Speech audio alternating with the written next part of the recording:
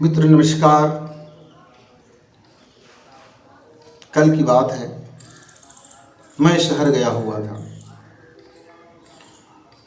शहर में मैंने सुस्ताने के लिए पार्क में बैठा तो एक नौजवान मिला। 30-35 साल का उम्र का नौजवान, और देखने में ऐसा लगता था कि ना इनके पास धन की कमी है और ना इसके पास परिवार की कमी है।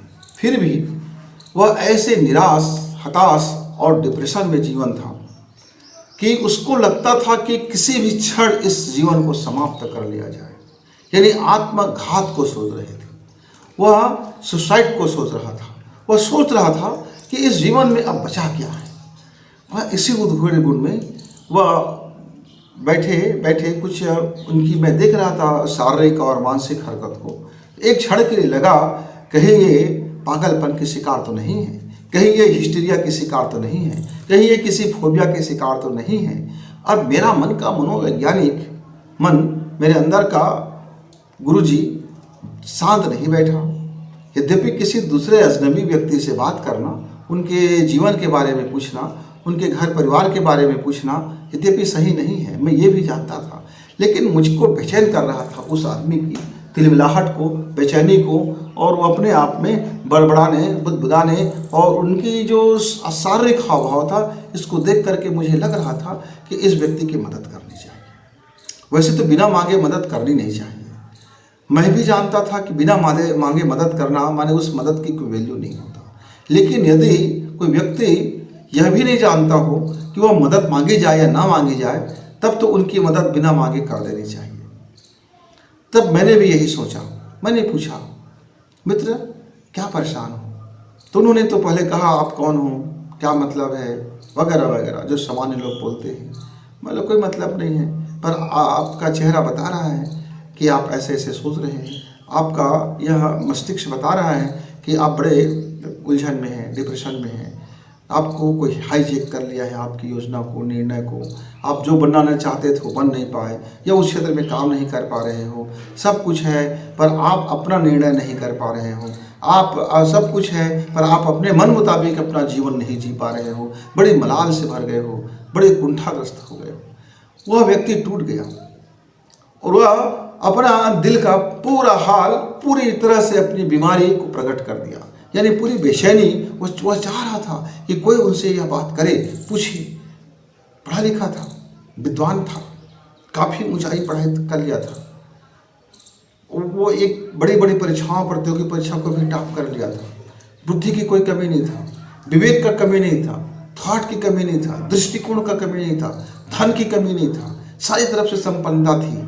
पर एक ऐसा चूक हो गया था कि सारी संपन्नता होने के बावजूद वह निखालिस गरीब हो गया था।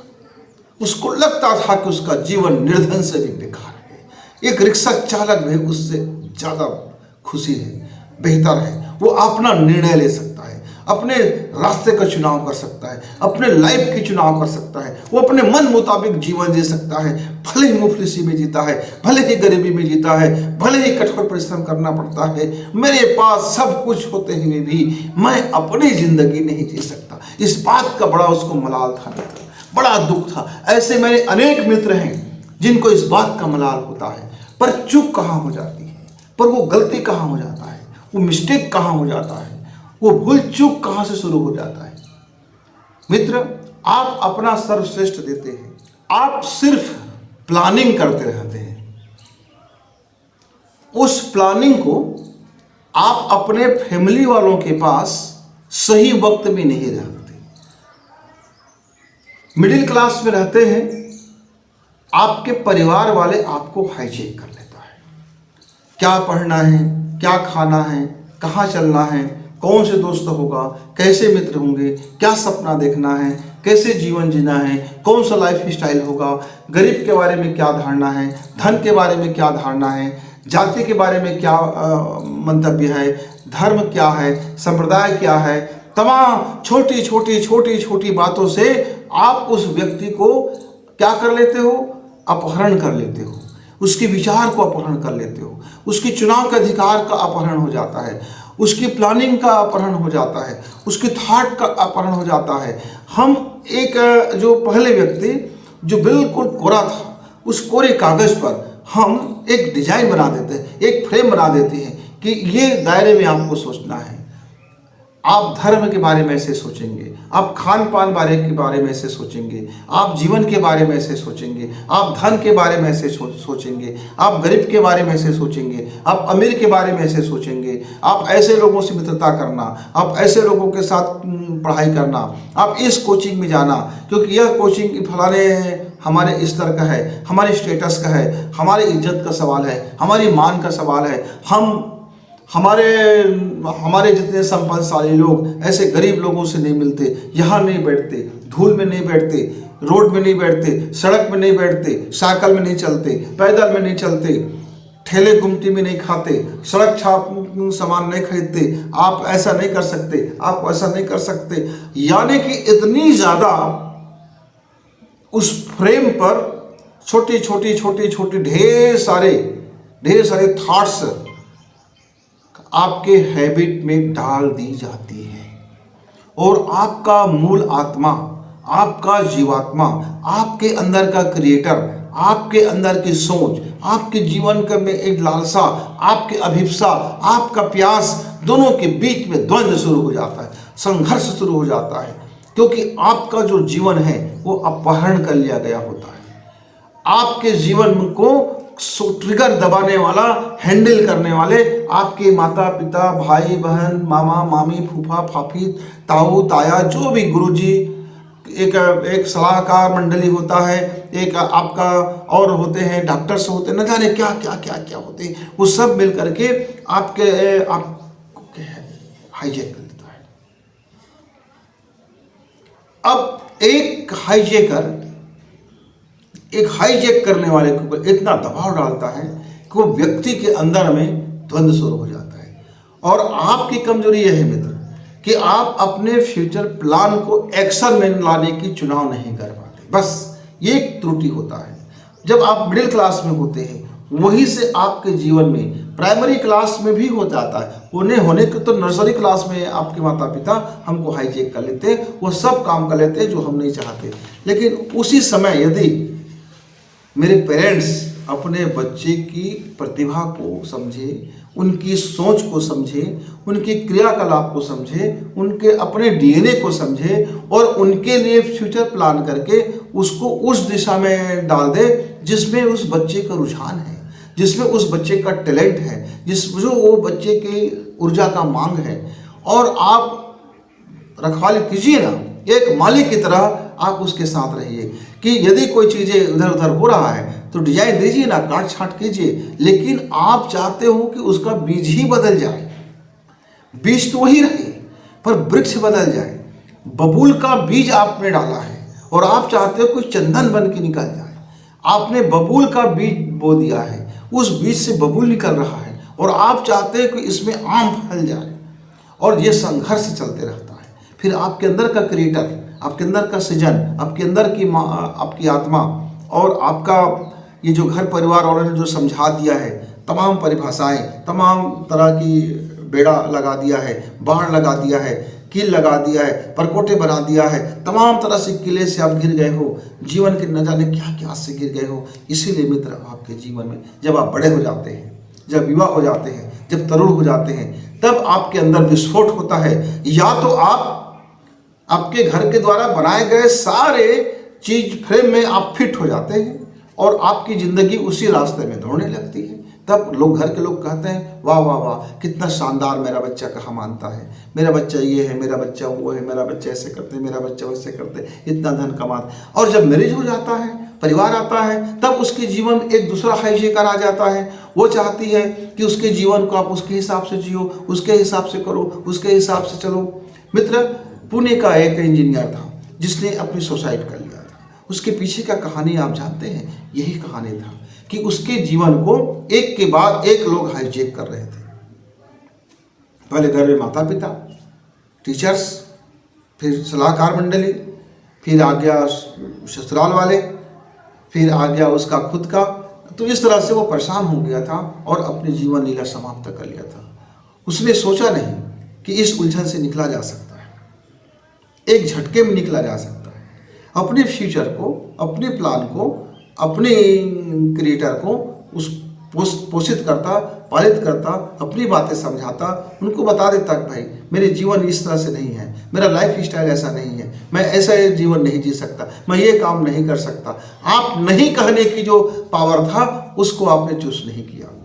आप हाँ हाँ और हाँ कहते गए और अपने को पीड़ित करते गए, संघर्ष में डालते गए, दुखित होते गए और अंततः ऐसा आया कि आपको जीवन से भी हाथ धोना पड़ा। तो नहीं कहने की पावर को आपने इस्तेमाल नहीं किया, हाँ कहने की भी शक्ति को आपने इस्तेमाल नहीं किया। आप केवल एक लुंज पुंज व्यक्ति बने, आप जीवन जीते रहे, इसलिए आपको दुर्घटनाग्रस्त होना पड़ा। मेरे मित्र जो बैठा हुआ था बगल में, वह भी समझ में आ गया कि उसके पास भी चॉइस की शक्ति है, उसके पास भी नहीं कहने की शक्ति है, उसके पास भी अपने काम को हाँ कहने की शक्ति है, उसके पास भी अपना दृष्टिकोण है, उसके पास भी अपना प्लान है, वह भी अपने ओनर हो सकता है, अपने लाइफ का ओनर हो सकता है। बस एक साहस की जरूरत है, एक हिम्मत की जरूरत है। क्या है कि उल्टे को उलट देना। मित्र, आपको एक दरवाजा खोलना है और चौखट से बाहर आना है। यदि आपका घर बंद है और आपको रोशनी चाहिए तो हर हाल में आपको एक सुराख करना पड़ेगा। उस सुराख से जब रोशनी भीतर आएगा तब तो आपका अंधेरा दूर होगा। जब विचार का सुराख होगा, जब विचार आपके भीतर में आएंगे, जब दृष्टिकोण आपके भीतर में विकसित होगा, जब सकारात्मक चीजें विकसित होगा, तो आप लॉजिक समझा सकते हो अपने घर वालों को। आप बता सकते हो कि आपका आइडेंटिटी आपके घर वालों से था, अब नहीं होगा। अब उनका पहचान उनके कर्मों से होना चाहिए, उनकी पहचान उनकी विचार से होनी चाहिए, उनकी पहचान उनके अपने कामों से होनी चाहिए। और ये उनकी काम कब होगा?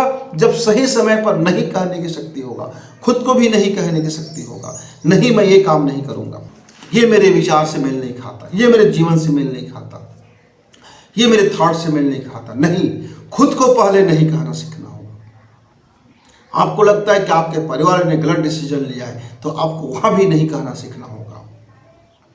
जो बंदा खुद को पहले नहीं कह लेता है वही बंदा किसी दूसरे को नहीं कहना चाहता है। तो उस बंदे ने सबसे पहले कहा कि नहीं, मुझे सुसाइड नहीं करनी है, जो भी होगा, जैसे भी होगा, अब मुझको अपनी समर जीतना है, मुझको अपनी महाभारत जीतना है, मुझको अपने युद्ध लड़ना है, मुझको अपने को साबित करना है, मुझे अपने फ्यूचर प्लान को क्रिएट करना है, मुझको अपने दम पर अपने जीवन संघर्ष करना है। इस तरह से मौत तो आएगी तो भाग करके कायरता से अपने शरीर को त्याग देने का कोई औचित्य नहीं, क्योंकि तब भी आत्मा तो तड़पती रहेगी, तब भी रूह तो तड़पती रहेगी। इसलिए खुद को पहले चुनाव करना सीखना है, खुद को पहले चुनना होगा कि उसके लिए बेटर क्या है। उस चुने हुए मार्ग पर बिना पछतावे से चलना होगा, श्रम करना होगा, अपने विजन रखना होगा, अपने को मोटिवेट करते रहना होगा, अपना लक्ष्य तय करके उस लक्ष्य के लिए चल पड़ना होगा, परिश्रम करना होगा, जूझना होगा। यही तो उसका मार्ग है मित्र। और फिर मेरे उस मित्र ने अपने आंसू पोंछे, एक चेहरे पे मुस्कुराहट आया, एक छाती तान कर गर्व से कहा कि मेरे अंदर इतनी खूबियां हैं, मेरे अंदर ये टैलेंट है, मेरे अंदर सिर्फ आत्मबल की कमी था, आत्मशक्ति की कमी था, सही सोच की कमी था, उस सोच को फॉलो करने के लिए एक हिम्मत की कमी था, खुद को हाँ कहने की कमी था, खुद को ना कहने की कमी था, समय पर अपने को ना कहना और सही समय पर अपने को हाँ कहना, बस ये दो चीज की कमी था। ये जो आत्मबल और आत्मशक्ति और जो इच्छा शक्ति, यही तो उसकी पहचान है मित्र। फिर वह मित्र उठ खड़ा हुआ। उसने 2 दिन के बाद मुझे फोन करके कहा कि गुरुजी, मेरा आपका कोई परिचय नहीं, मैं नहीं जानता कि आप कौन हो, पर आपने मुझको फोन नंबर दिया था और कहा था 48 घंटे बाद बात करना, 48 घंटे बाद सोचते हैं, उसके बाद जो डिसीजन करना देखा जाएगा। तो उन्होंने एक ही चीज कहा कि मैंने अपना डिसीजन ले लिया और मैं अपने डिसीजन पर अब कायम रहूंगा। अपने घर वालों को सबको बैठा करके मैंने साफ साफ अपनी बातें बता दी, पूरी लॉजिक के साथ बता दिया, मैंने अपने फ्यूचर प्लान भी बता दिया और मैंने चॉइस भी कर लिया। और अपने डिसीजन को जहां ना कहना है मैंने ना कहा, जहां हाँ कहना है मैंने हाँ कहा। और घर वालों ने, मेरे परिजनों ने मेरे खूब विरोध किया, खूब मुझसे प्रश्न बौछार किया, पर मैं बिना विचलित हुए, बिना क्रोध किए, बिना खींचे, बिना चीखे, बिना चिल्लाए, मैंने सबको अपनी बातें, अपनी टैलेंट, अपने स्वप्न, उस सबको लॉजिक समझा दिया। अंत में मेरे घर वाले, अंततः वह मेरे साथ हो गया। मेरे डिसीजन पर हाँ में हाँ हो गया है। मेरे डिसीजन पर अब वो लोग कहने लगे हैं, बेटा तू ये पहले बता दिया होता तो हम तुम्हारे साथ उसी समय हो जाते, तुम्हारा इतना समय बर्बाद ना होता। मैंने कहा कोई बात नहीं मित्र, जब जागा तभी सवेरा। अब तुम अपना डिसीजन ले लिए हो तो हाँ और ना को जरा वॉच करते रहना, अपने अंदर की प्रतिभा को वॉच करते रहना, अपनी इच्छा शक्ति को वॉच करते रहना, अपने आत्मबल को वॉच करते रहना, अपनी मानवता को वॉच करते रहना, अपने चरित्र को वॉच करते रहना और अपने लिए रोज समय निकालते रहना 10 मिनट का, और फिर देखना कि जिंदगी किस तरह से खिल जाती है। तो मित्रों, यदि आप डिसीजन नहीं लोगे तो आपके डिसीजन कोई और ले लेगा। आप चॉइस नहीं करोगे अपने लाइफ का तो आपकी जगह भी कोई दूसरा चॉइस कर लेगा और फिर आप हताश, निराश और डिप्रेशन में जीवन जियोगे। उससे अच्छा है कि हाँ कहना सीखो, पर जो आपके लिए उचित नहीं है उसे ना कहना सीखो। मित्रों, फिर मिलेंगे, तब तक गुरु जी को इजाजत।